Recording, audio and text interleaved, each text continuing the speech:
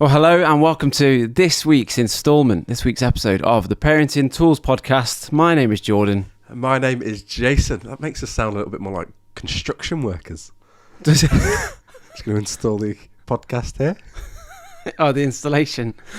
I was thinking I've never met a construction worker called Jordan before. Parenting Tools, though. Builders have tools. Oh, that's a reach. That is. Look at us.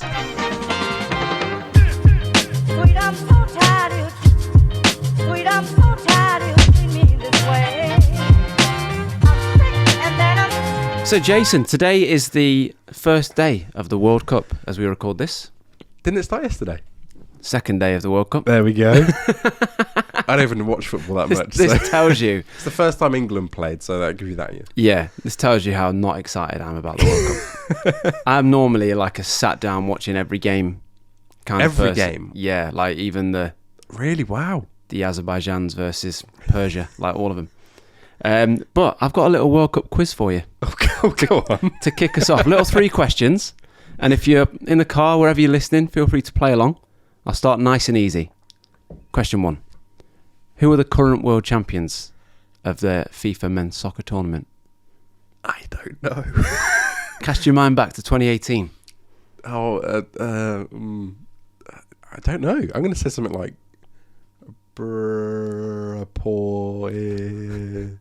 I don't know, Brazil? No. That was poor. Italy? No. Spain? No. You're getting closer. Portugal? No. That's not one. Germany? No. You're running out of European countries. It's France. Excuse me. It's France. They're the current world champions. Beat Croatia last time round. But cast your mind back to 1930. I mean, I didn't have a chance at last time, let alone. Who won the first ever World Cup? Who won the first? England? No. England? No. America? No. I don't know. Uruguay. In 1930. Maradona's not that old, is he? No, that was like the 80s. I'm useless at this. Any football fans were absolutely livid at my answers. So we're 0 for 2. Here we go. See if we can pull it back. Which player, I'll give you a clue, which German player it's not helped. holds the record for scoring the most goals at World Cups? That's a collective of World Cups, not just at one tournament. Robin. The Dutch winger, Ian Robin. No, I have no idea. A German striker. Is Lewandowski German? No. Plays in Germany, but it is Miroslav Klose. Honestly, I don't know. Chicken legend. Give me a choice of 3. Multiple choice. I've given you the answer. 50-50. Oh, you already... Miroslav Klose. What did you think I was telling you there? Move a bit closer. That's amazing. I thought I was sitting quite close to the mic. Have your kids got football kits? No, not this time round. But they have done previously. Yeah, last time Luke had an England shirt, he had an Italy shirt. Wow.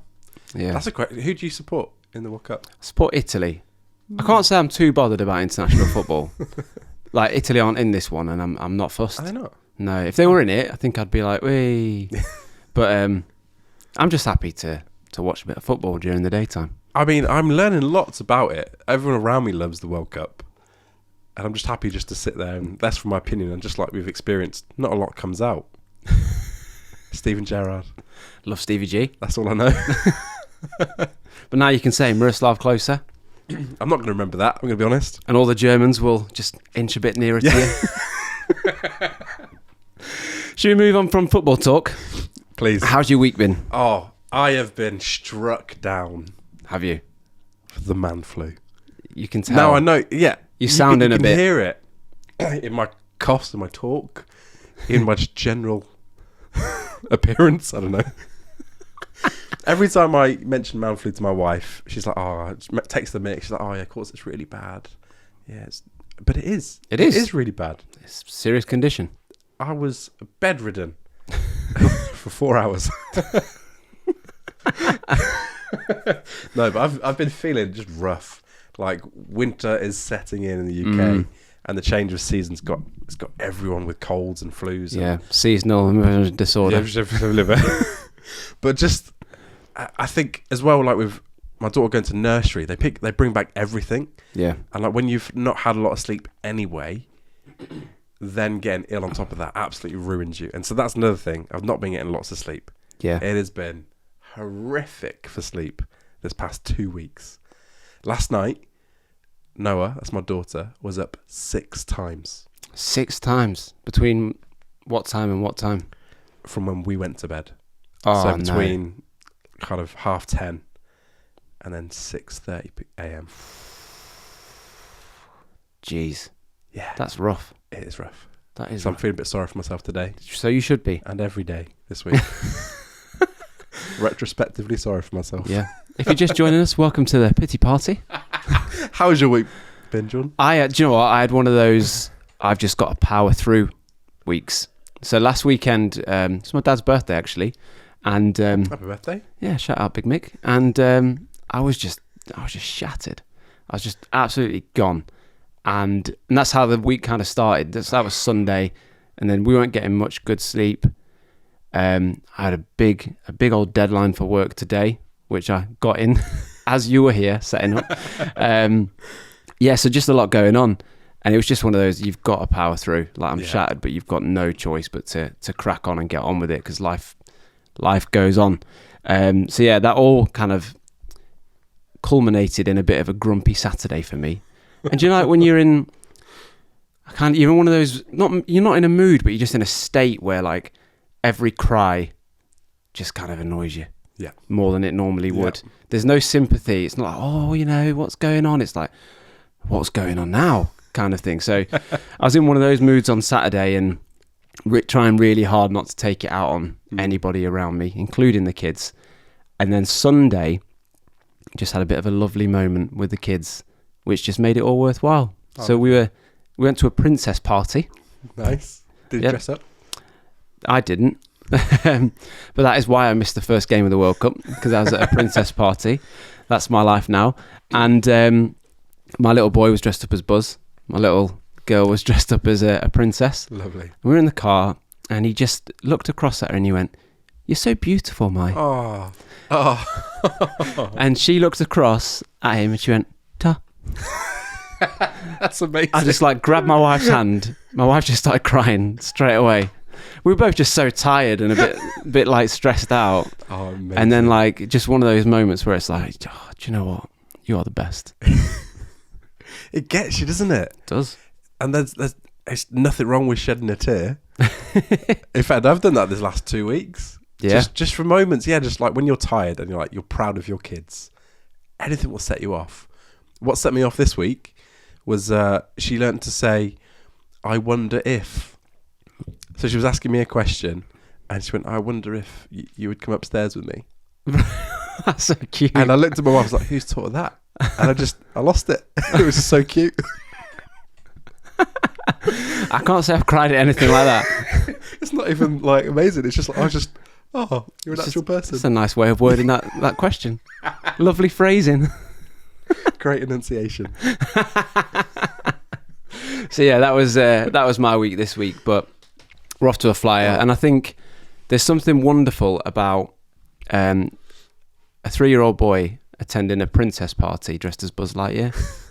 I think he was one of 2 boys that were there, and they had a game of musical statues. That's the one where you stop, isn't it, when the music stops? And all these girls were dancing, and one of the girls quite obviously goes to ballet class, and she was just kind of gliding across the room. My little boy's just breakdancing. He's just jumping from different. He's not walking or dancing. He's jumping, and then he's on the floor. His legs are all over the place. All these little girls dressed up as princesses, and you got this lad who's causing a ruckus, cutting shapes. So cute.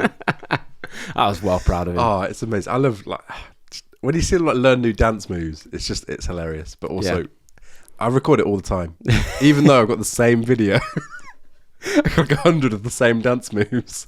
I'm like that with pictures of my kids with food all over their face.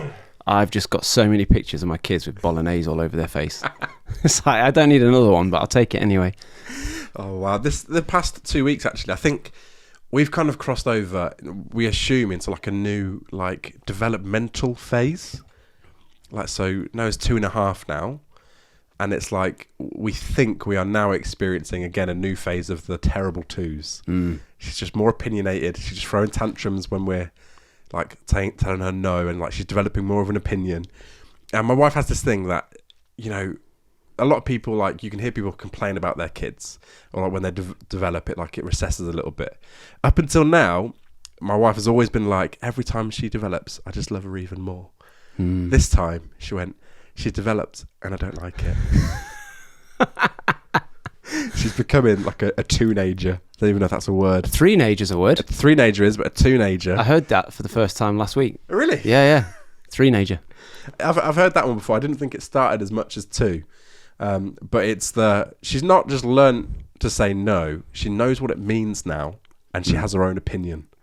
Yeah. And it's trying to let her understand that she's not always in charge of what she needs to do. Yeah. Which is becoming difficult. It's funny because you want them to be their own person and be independent, but then do exactly what you say. Yeah, and that's part of it. So we've got, like, we think about, like, disciplined toddlers. That's a whole difficult area to navigate anyway. Yeah. We use the naughty step endorsed by Super Nanny, as we're a big fan. But there's certain things which will get you straight onto the naughty step. No pre-warning, just she knows that if she does that, straight on the naughty step. One of those things is biting. Yep. Or throwing hard objects. So we spent a lot of time teaching her what's hard, what's soft. And if it's soft, yeah, you can throw it. Like a teddy bear, a cushion, sure. She can't throw a cushion hard enough yet. But if it's hard, she can't throw it. That's right. And so she threw or dropped forcefully on purpose a glass. Oh. And it was because I told her that she couldn't have another snack. And so she rebelled. And I don't know where she's got this from, but she literally, like, had this little tantrum. So straight in the naughty step. So she only sits on for 2 minutes. It took us 45 minutes. To get 2 minutes out of her? Yeah. Every Wow. time you put her down and you walked around the corner, she would stand straight back up and just run at you smiling. And it's like, you got to try and not laugh, but it's not a game, it's discipline. Yeah. And then it's just like constant. And then me and my wife were just tag teaming. But 45 minutes. That's a long time. Yeah, but now the threat of the naughty step holds a little bit more weight. Because she knows you'll carry through. And it's the commitment level. I think she's testing us again. So she knows now, in her head, 45 minutes. I can lead them down the path for half an hour, but You can waste their time. yeah, I've got nothing else to do. 45 minutes is too far. Yeah, well, speaking of no, I mentioned on a recent episode that my daughter cries now if I tell her no. So she'll tell me no all day. If I say it once to her, she'll cry. We've moved on from that. Oh. She'll now laugh. No. And I don't know what's worse. I just be like, no. She'll turn around, give me a little smile, a little giggle. And I am one of those dads that, like, she's got me wrapped around her little finger. Or she can't even speak. And, like, I'll do whatever she tells me to already. But, yeah, she'll just turn around and give me a smile or a laugh or a giggle.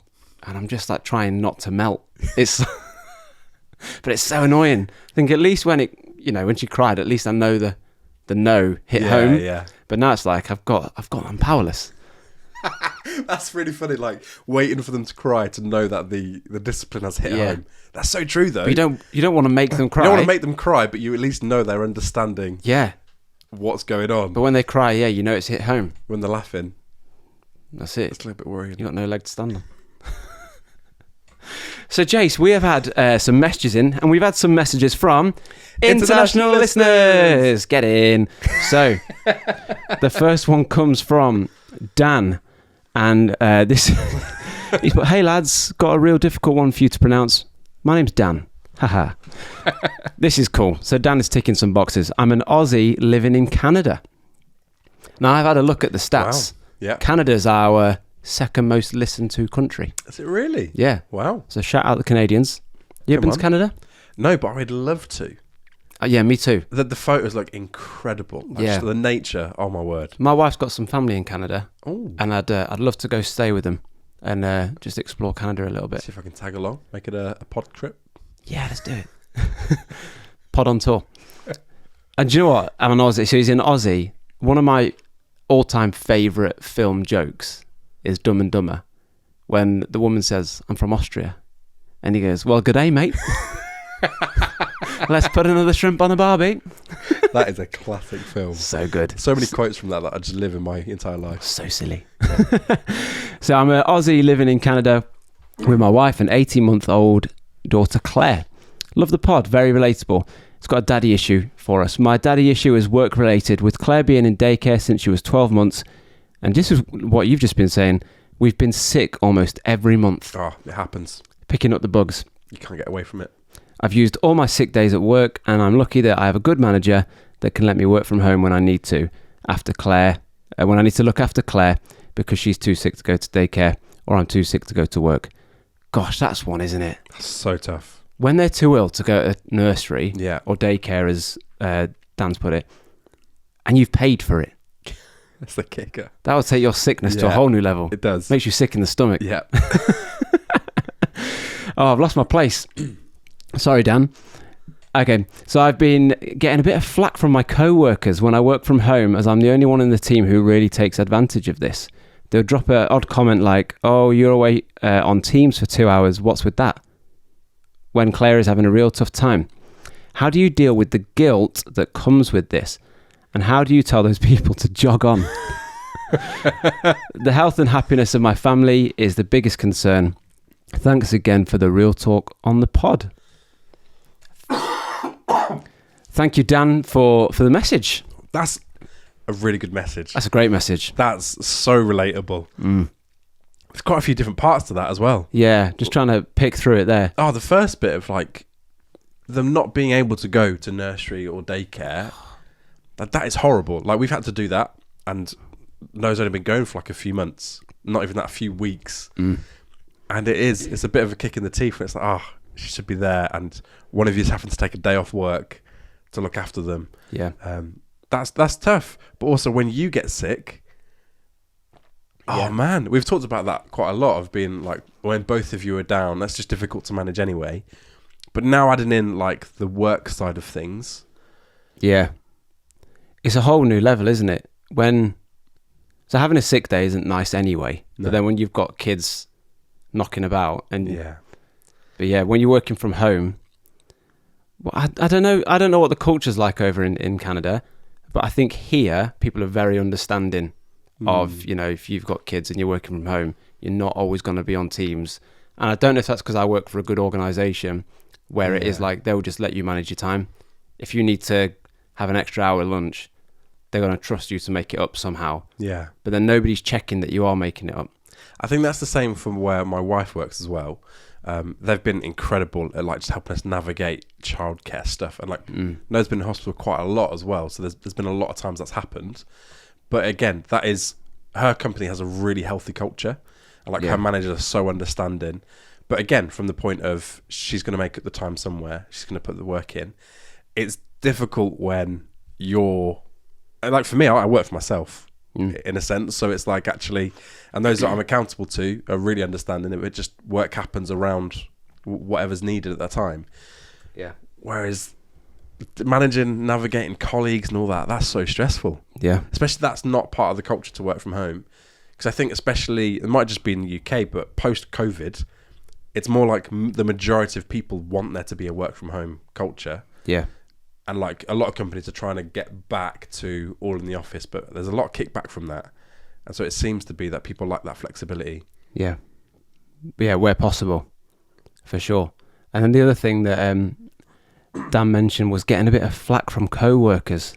And again, I'm really fortunate to have good co-workers, a lot of whom are older parents themselves, so kids that are teenagers or in their 20s, that have just been like, we've been there. When I'm shattered and not being able to give my best, or I'm apologising because I'm zoning out in meetings, they're kind of saying, we've been there, it's fine, like we know. So that's been quite fortunate for me. Love the bit, how do you tell them to jog on? Might have a little tip here as well. Oh yeah, go on. It's not a top tool. I'm going to keep this secret just between you and me. and Dan and the listeners, In Canada. I believe that on Teams, if you've got a YouTube video playing, it keeps Teams active. Does it? Don't quote me on it, but there's plenty of 24-hour music streams on YouTube, Someone let us which know. are great to work to. Yeah. Or just put on all of the podcast videos on YouTube. Yes, put the playlist on. Yeah. Play the algorithm. But yeah, that's a difficult one. When you feel like you're not letting the side down, but you're not doing what you can be doing because of circumstances out of your control. And it's especially when you have colleagues that maybe don't understand, or they're not given the same freedoms, or that's just not the culture. That's really tough. And I wouldn't know any other way to say jog on other than as gracefully as you can, jog on. Australians are known for being like to the point, aren't they? And quite direct. So there you go. But then Canadians, they're known for being really nice. So does that Aussie abruptness translate even worse in Canada, where everyone's dead nice? Why are the colleagues not being super nice? Yeah. Eh? That's what Canadians say, isn't it? Eh? They do. But yeah, I think you've summed it up really nicely there, Dan, where you've put the health and happiness of my family is my biggest concern. That's huge. That has to Massive. be it. Yeah. And I think I genuinely think the world around us is getting more to that place as well, and understanding that, from especially coming through the past few years, everyone's kind of going, oh, what's really important? It's family. Like that's like one of the most important things. And yeah, so I'd always side on what's going to benefit my family the most. Yeah. I feel like, and I think I've said this before having kids, I would never say no to things. Yeah. I was always worried about letting someone down, and like I'd never put myself first. And like it was a bit of a joke with my friends that they'd say, oh, are you available for this? And I'd go, oh yeah, I might be. Knowing that I wasn't. And I was thinking, I don't want to say no. Like I'll see what I can do to make myself available. And that's the worst answer to give someone that's trying to organise something. Yeah. Might be. It's like, no, just tell me yes or no. But I was that guy because I didn't want to let people down. But then since having kids, I'm like, right, I'm going to put us first. Not me, but like us. And I've said no to a few things. I heard something. This is like way above my pay grade, but I heard a good podcast the other day which said a firm no is kinder than an uncommittal yes. Oh, that's good. Oh yeah. Yeah. Get that on your Instagram story. Nice little background. Put my name by it. Steal the quote. Little sunset picture and a quote. No, that's good. Thank you, Dan, for your message. And we've got another message from Tyler in New Zealand. Tyler says this. He says, howdy there. Howdy, Tyler. Tyler from New Zealand here. If you take the little ones out by yourself, has anyone ever told you, oh, babysitting for mum today? How do you react if you react? I'm fortunate enough to be a stay-at-home dad, and there are quite a few old people around us that say this to me. It's tiring. I hate it so much. I hate it so much that with my wife's permission, I tell the strangers that my wife has passed away. They turn bone white. Sure they do. Anyways, love the pod. Helps me get through the rough days. Oh, that's amazing. That's amazing. Oh my word. I mean, that's a great response. That is, with your wife's permission, that is a great response. Well, I think Em mentioned that when she was on the pod, didn't she? Yeah. That like babysitting your own children isn't a thing. It's a big one that she hates. Have you ever had it? Yeah, so actually me and a couple of my mates one Saturday morning, all our wives would, I don't know if they were busy with each other, but they're all busy. So all the lads met up with the kids and we just took them for a walk on the park. And this old lady was like, oh, so good to see dads looking after their kids. And it wasn't like a babysitting thing, but it was like you're not commenting on mums looking after kids. And she was being encouraging, to be fair. So maybe I'm being a bit disingenuous, but it was like, yeah, we're just looking after our kids. Like, what else do you want us to do? And so I've had it a few times because in the week there's a lot of like community groups that I'll visit and stuff like that. And there's so often I'll get, oh, tell Emily she can come along with the little one. And I'm like, she's working. Yeah. What do you think? We're able to just live off one salary nowadays. We're not rolling in it. Yeah, it's a funny one, isn't it? I don't have I don't think I've ever been asked, are you babysitting the kids out in public by strangers? I feel like maybe some friends would have said it jokingly. Yeah. That have got kids themselves. But yeah, I think the whole telling someone that your wife's passed away is amazing. And to be fair, like if you think about it, it's literally just, especially in England, it's one generation. Or at least it might be the same. One generation ago, it was so common for one parent to be the sole carer. Yeah. Literally, my mum and dad's generation, they were uncommon to both be working full time with kids. And it's mad to see how much things have changed. And yet, like, it's amazing. Like, there's a much better culture where dads and people expect both parents to be fully involved. Like, I don't understand how you could do that any other way. But I'm glad that's now the expectation and not the other way around. Yeah.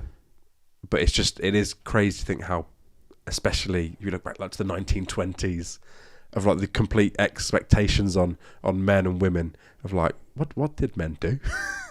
Nothing. They didn't get involved, did they? Well, I don't know. I wasn't around. They were all watching Uruguay win the first World Cup. Well, on that front, we had an opening question come in from a mutual friend of ours, DJ Baxter. DJ Baxter. Shout out Sean. And he said, if you were to swap roles with your wife, swap position with your wife for a day, what one thing would you like not want to do? What thing would I not want to do? Yeah. What role would you want to do the least? And one came to mind straight away for me. Go on. So when my little boy was first teething and first walking, he stumbled over to me and he put his head on my chest and I was like, oh, this is so nice. And I just felt a burn. A burning sensation on my nipple. And he bit into my nipple through my top and I had like 2 little teeth marks on the top and one on the bottom. And I have never felt pain like it. And I'm not joking. I've never felt pain. I've dislocated a shoulder and I've never felt pain like the biting of the nipple. So the one thing I would not want to do, especially if your children have teeth, is breastfeed. Did he draw blood? Drew milk. Yeah, he did. He bit that hard. He bit that hard. He drew milk. No, yeah, he did. He drew blood. Wow. It was horrible. It was the worst pain I've ever felt. Wow. It was burning. It was. I'm not exaggerating. Wow. It was horrible. So I would not want to breastfeed. I don't know how women that have got kids with teeth, and I know it's like what they do, and that, you're comfortable and you know your routine. I just wouldn't be. I wouldn't be on board after that one experience of getting bit on the nipple. Here's a fun fact for you. Around the world, it's not as common in the UK, but around the world, the average age that a child stops breastfeeding, go and have a guess. Up to. I feel like this is going to be high now. Well, might be. I'm going to go 4. Spot on. Is it? Yeah. I'll get in. Yeah. Usually in the West it's a lot lower, but around the world it's up to 4 years old. Then they start school at 4. In this country, yeah. Just lunchtime or the mums. But I suppose if you could keep producing it to that, it's really healthy and nutritious and all that sort of stuff. But yeah, I wouldn't want to do that. And I think like the question, for me, it's a bit of an odd one to think about, because when you think of like roles that you each play, now I would say we're fairly similar, but there are certain roles that I can't fulfill not being the mum. Yeah. And like, so Eb doesn't breastfeed or anything like that anymore. However, there are still certain attributes or things where actually requires mum when it doesn't require dad. And that could be emotional, could be just hormonal. I don't know the answer. I certainly wouldn't want to give birth or carry the baby, anything like that. No. So if you swap roles, no, thank you. No, not at all. Not for me. So thank you, DJ Baxter, and thank you, Tyler in New Zealand. Did you know New Zealand is officially the furthest country away from us? From us. Wow. So we've hit the furthest corner of the world there. Wow, there we go. That's cool, isn't it? Thank you, Tyler, for making that happen. And speaking of giving birth, so last week on the pod, Dan Hudson was our special guest. Yes. Want to say a massive congratulations to Dan, who had their little baby girl last week. Have you seen the photo? Yeah. Oh, it's so cute. So cute. So I went on WhatsApp before we released the podcast episode. So I'll send the link to Dan, and it said last seen at 3:23. I thought he's had the baby, hasn't he? Yeah. Yeah, so massive congratulations to Dan and Maddie. Can't wait to get Dan back on. Oh, I'm really looking forward to hearing the absolute joys and the dreams that have been shattered. Yeah. For sure. It's a bit savage. A little bit. And the final message comes from Chris, and this is a really practical one. It says, hi Jordan, hi Jason. Absolutely love the podcast and is a great listen after a long day at work. Thank you, Chris. One of my recent parenting stresses is how to get my 2-year-old to brush her teeth without stropping or saying no. Any top tools, please? Oh, I've got a top tool. You've got a 2-year-old. Top tool. We didn't get quite there. It's all right. We'll do it in 3-part harmony next time with 2 of us. So we struggled with the same thing. We've been there. We were there, and you've probably got better tips because I think your son likes brushing his teeth more than Noah likes brushing her teeth. Oh, there's a story. Oh, really? Yeah, I'll get to it. Oh, so anyway, our tip was to make it into a game. Nice. But there's a song that we play called the Brush Your Teeth song, which is 2 minutes long. Yep. And so now she has to brush her teeth until the song stops. Yeah. That's it. It started off for the first few weeks where she just had the toothbrush in her mouth. That was a win. that honestly, that was a win. And then we just try and get a few scrubs in. Yeah. Now she loves it. Amazing. Yeah. So that's our top. Turn it into a game. Make it fun. Get a song on. That was ours as well. So what songs did you use? The Brush Your Teeth song. That was literally cool. So we've got we used a Hey Dougie one. Oh, okay. You know, from CBeebies. Hey Dougie. I've not seen it, but I've heard of this elusive Dougie. Yeah, it's a good one. Good colour palette on Dougie. Yeah.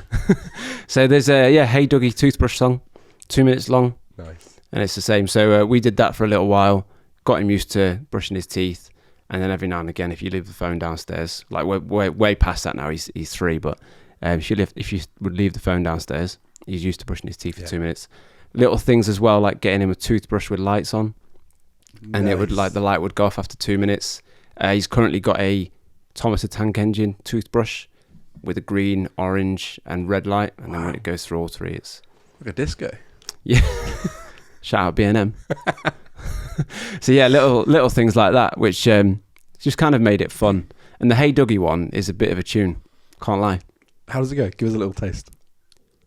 Little. Brush them like this. Chugga chugga chugga chow. Round and round. Chugga chugga chugga chow. Mate, it's absolute tune. So there's a top tool. Pick a song which doesn't annoy you.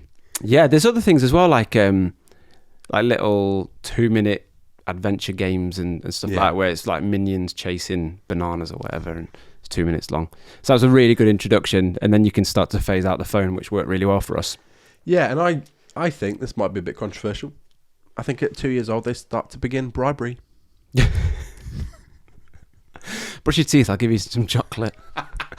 Just undo. Counterproductive there. Undo all the work. But we considered putting it on the sticker chart. Yeah. But actually we left that one off because it was like there was just no negotiation. We're like, she can't get rewarded for doing something she needs to do. Yeah. And also that would make us skint. So we were the opposite. But because she was already kind of there, it was like, let's leave it off. Yeah. Well, so the thing that happened recently was a classic thing of like toddlers just being a bit mental, and just it makes no sense to me what's going on. So I was brushing my little boy's teeth, put the toothpaste on the toothbrush as you do, and he's going, "It's got blue on it. It's got blue on it. I don't want it. It's got blue on it." I'm like, What's got blue on it? He went, "Toothpaste, it's got blue on it." And you know how toothpaste is white with red and blue stripes? Yeah. Had a blue stripe. We'd been using this toothpaste for months. So I don't know why all of a sudden this one night there was an issue with the toothpaste having a bit of blue. Oh, I doesn't like blue. But he cried. He wanted me to get the blue toothpaste off. And I was going, "Mate, it's the same every day. Like the blue is always there. It's part of the tooth. I don't want the blue. Take it off." I'm like, I can't take it off. So now what I've started to do is if there's a little bit of blue, like try and blend it in a little bit so he doesn't see it. But it's just one of those. I'm like, what is going on? We've used this for months. Why is it? Why is funny, it a problem? Like they just pick things that they just don't like all of a sudden. Yeah. It's really difficult to navigate as well because they're so adamant. Yeah, it's like the whole thing of what do you want to eat tonight? Yeah. Or like, oh, we're having pasta tonight. Yeah. And like you sit down, you give them the pasta. Don't want pasta. Yeah. And you're just like, give me a break. Yeah. What's wrong? So our daughter's going through a phase of in the morning she either has toast or like porridge or something, and for some reason there was one morning I came down and ran out of bread, and she really wanted toast. So we made bread roll toast. Go with bread roll. Improvisation. There we go. But now she specifically wants bread roll toast. So we did it this morning. Made a bread roll toast. We had normal bread that she could eat because it had no soy in it. There's an issue. Yep. And once I made it, she was like, I don't like it, Daddy. It's all crust. It's like, it's a bread roll. It's the same thing you've been eating for the past like 3 weeks. Today, she doesn't like bread roll toast. So that's another one off the list. Quite often, me and my wife would just look at each other and go, toddlers. It just makes no sense sometimes. They don't. You just got to power through. We had last week we had pasta with like a mascarpone stir through sauce. If you're an Aldi shopper, it's amazing. It's all little. I've seen it. I know what it little is. pot orange thing. Yeah, it's really nice. Little boy loves it. Last week he didn't love it. He's going, I don't want it orange. I'm like, but the sauce is on it. Like, there's nothing we can do. So my wife goes, right, I'll get some off for you. So took a little bite of his pasta. So the rest has still got the sauce on. Yeah. Just ate it. Like, what? So she said, right, give me the next bit. She just put it to the side of her mouth, didn't touch it. Here you go. He ate it fine. So, it's like toddlers, man. You just can't read them, honestly. Just when you think you've figured them out. So yeah, thank you, Chris. Give one of those a try. I'd recommend those. Yeah, let us know how you get on. And if you find any other tips. John, I've got a bit of a daddy issue. I want to jump right into it. Let loose. I'd like to hear your opinion because I was outraged. I was actually mad. I was actually mad. I was triggered. I was. By least of all, Peppa Pig. Oh yeah. And we've had mixed opinions on Peppa Pig on this podcast. Welcome to the club. Some love it, some hate it. I sometimes like it, sometimes detest it. I'm going to put a poll on Instagram. So, let me just paint the scene. I'm sat there watching Peppa Pig with my daughter. She's 2 years old. Very impressionable. Anything that she hears or sees, she'll replicate. It's what kids do, isn't it? Yep. But also is that they're learning what's right and wrong, but also learning things about the world of what you should and shouldn't do. And so Peppa Pig comes on, and there's an episode about football. I thought, oh, brilliant. I've been trying to get her into football already. Like, she knows how to dribble. Yeah. And not just from her mouth. Classic. There we go. World Cup fever. Anyway, if you know Peppa Pig, if you don't, it's the babies, her baby brother George and his friends versus Peppa and her friends. So there's an age gap there. Peppa and her friends are older. And the whole premise is girls don't know how to play football. And so George and his friends, which can barely talk, beat Peppa and her friends at football. And the only way that Peppa's friends win is they pick up the ball and run with it the whole pitch. It's a foul. It's a foul. Of course it's a foul. Handball. This thing, I know it sounds really petty, but it made me livid. Because, from my perspective, that is teaching my 2-year-old daughter that football is not for girls. And that boys are better than girls at football. Which, I got to say, I've met some women that are incredible at football. In fact, I've got I run a little youth group in my church, and there's some girls that are like 11 years old. They're phenomenal. But one thing that got me really upset is that they said to me that in their school, they've got a boys team and a girls team. But the teachers and the coaches don't expect as much from the girls.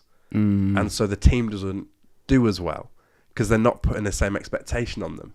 Right. And it got me really... That's probably why this got me so vexed, because it's like... I'm not really like buying into like gender norms and all of that sort of stuff, like, or colours. Like, my daughter, she can like pink, she can like blue. I don't really care. And like football, she can like football. She doesn't have to like football. My wife hates sport. She hates all of it, but her mum loves it. Yeah. And so like, I'm not really bothered. Every kid's different, but just to teach that like boys are better at girls than football might be true, might not be true. But just the representation for me, I thought was irresponsible for a kids show when they're teaching kids what's like right and wrong inadvertently. Yeah. And I think loads of people have had problems with. I can't remember that show where the kid's like really naughty. There's like a little Bing. Yeah.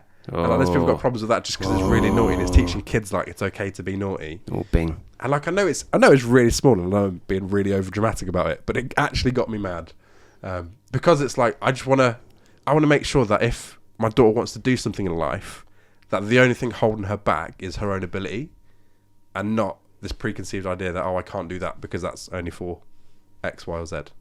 It's sowing the seed pretty early, isn't it? Yeah, I think so. Yeah, it is. And I'm of the same. So like, I've got a daughter now. I've got a son as well. If she wants to play football, she can play football. I think so as you were talking, then I had a little giggle because the thing that annoyed me more was that you're teaching toddlers to pick up the ball. It's a handball. So when you said, "Oh, you're teaching, kids that girls aren't as good as boys," my initial thing was, "You're teaching them to pick up the football," and that annoyed me more. But in the episode, the only way the girl team won was to play with the adults, And then the adults let them win. Yeah, and that made me even more annoyed. Yeah. So I've seen a thing recently. It was a video, and you probably search it on YouTube, where these girls got asked to throw like a girl. Yeah. They said, "Can you throw like a girl?" And they would like go really limp and do a lame throw. And then they showed them a clip of like female athletes and female scientists and stuff. And then they said, "Now throw like a girl." And these girls were like posture change, shoulders back, strong, like just launching this ball. And you're not helping them out by feeding those stereotypes that early. Yeah. Even if you didn't mean it. But then you get onto a whole debate of, actually, have they just thought, we'll let George's team win for this episode because they're younger? Potentially. Do you have to double guess everything? But Pepper's got boyfriends as well. Not as in boyfriends. Go on, Pepper. Friends that are boys. Oi, Pepper. Salt and pepper. And that's the thing. It's just what I think I'm mindful of is that like people that run these shows, like they have a huge platform, and that should come with like the responsibility to just ask those simple questions of what is this portraying. And like obviously they're making a cartoon at the end of the day. It's not the be all and end all, but still. We've talked about it before. Peppa Pig and that is addictive and it is influential, and that comes with responsibility. And like absolutely, you can get into the other debate of men and women's roles in the future and all that sort of stuff. That's not our area to comment on. We're not clever enough. Nope. But just the simple things like actually girls can play football quite well. If you just tell them the rules, they can play. Yeah. And if they handball it, red card. Sit down. Yeah. There was a girl at school who was the best at football by far. She was amazing. And it was like, as lads, we were like, right, I'll tackle her. And you go and you take your turn, and one by one, you just come back having failed. and I get it. Like it is fairly new. Like women's football as well is now, like especially in England, it's getting like more a bigger reputation than it has before. And yeah, I understand it's growing, and typically lads will play football and girls might do something else. But it's just that it made me kind of sit back and go, what are the unconscious things that we're putting onto our kids which are unnecessary? Yeah. And it's just, it may probably the lack of sleep got me as mad as well. Hang on a second. George can barely walk. But no, we haven't banned Peppa Pig from the house. No, we're still swerving it. We're still swerving it. We were talking about this yesterday, actually. We were talking about, like, what... Do we have different expectations for our kids with one being a boy, one being a girl? Because we were talking about how Dan said about being protective and feeling protective, and you said the same. And I think because we had a boy first, we kind of knew what to expect, and we didn't know what we were having with the girl, so we didn't have all those feelings in the build-up of, I'm going to protect her. It's like, one, we're dealing with a little boy already, so like your focus is on him a lot of the time. And then secondly, we didn't know what we were having. And then when she was born, she wasn't breathing. So like all the expectations were thrown out of the window. But I said, and I've always said this, I want my son to be kind. Because typically, not all men, but like men aren't as kind as women. And I want my little girl to be brave, because typically women aren't as outgoing and as forthcoming and as brave as men are in certain situations. So I want them to like bridge those gaps. Yeah. I would love to have people talk about my boy and say he's just so kind to people, and people talk about my girl and say she's just so brave. Yeah. And I would love that in the future. And if that means that she plays football, she's slapping him in top bins, game on. If not, that's fine. It's the same for him. And it's so important, because it's like, I mean, my daughter, she loves ballet. She probably doesn't even like football that much at the moment, but I'm trying to egg her on a little bit more. But there's men and women do respond differently to things and have different needs. I work with a lot of people, especially like vulnerable people, and the way you treat men and women vastly is actually, generally it's the same, but the nuances are very different. Yeah. And it's understanding that in parenting is huge. Like, it is that the needs are different, but as well they change depending on each child. It's not just boy and girl. There's loads of different circumstances that are involved in that. And I think it's just, that I don't want the limitations to be like superficial ones. I'm okay with real ones. Like, if you're not good at it, you're not good at it. Let's not lie. Yeah. Not everyone gets a medal. Not everyone's a winner. Not about that. But like, if it's something that she can't do, sure, she can't do it. But if it's just superficial and cultural, I'm like, I get a little bit triggered. Yeah. It's like if people go, what if your boy says to you, you want to turn around and dance? He wants to do dancing. I'm like, well, I've seen him dance. And it's not a concern. But then if it is, look where Tom Holland's got. Look at Tom Holland. What a guy. Channing Tatum. Exactly. That guy off Strictly. Anton Dubek. Anton Dubek. Do you watch Strictly? No, I don't watch Strictly. No, I tried to. I know who Anton Dubek is, or at least I've heard of him. I just haven't got time. If you chose anybody else, I would have just not connected. I just find it weird that they like touch each other all the time. Well, isn't there like a really weird like Strictly effect? Yeah, of people that go on there, just have affairs with their partners. Yeah, but I just think like they finish dancing and they stand there like with their arms around each other. Then they go sit down and they just sit on each other's laps. I'm like, you've stopped dancing now. You don't need to lift her up on the sofa. What? You don't need to put your hand on her leg. I just find it a bit odd. She can climb there by herself. Yeah. Just like, why? You haven't got to hold each other's hands when you sat down having your interview. It's just odd to me. But I would love to hear people's opinions just on this matter and stuff that they've encountered like in their own lives. Even just the things of like, I get annoyed when I go into shops and clothing is like really badly, like for girls, just pink and princessy. Sometimes I just want a really cool black jumper for my daughter, and I find it so annoying that some of the best clothes are usually in the boys section. We've bought a boys' clothes before, that's our way around it. But yeah. I would love just to hear people's opinions and actually just their own experiences, and even positive ones. Yeah, give me a little bit of hope. We need hope. So if you want to send us a question, please do, at Parenting Tools Pod on Instagram and TikTok. And if you want to send us an email, please do, at parentingtoolspod@gmail.com. And do you know what I'd really like to have? We've not had it for a while. What? A listener voice noted question. Oh, yes. Send us your questions via voice note. Yeah. Because we love them. It's been a while. Amazing. So thank you for listening to this week's episode. Jace, I hope you're feeling better next week. Oh, I doubt it. That's the spirit. Mainly because we're recording the episode in a minute.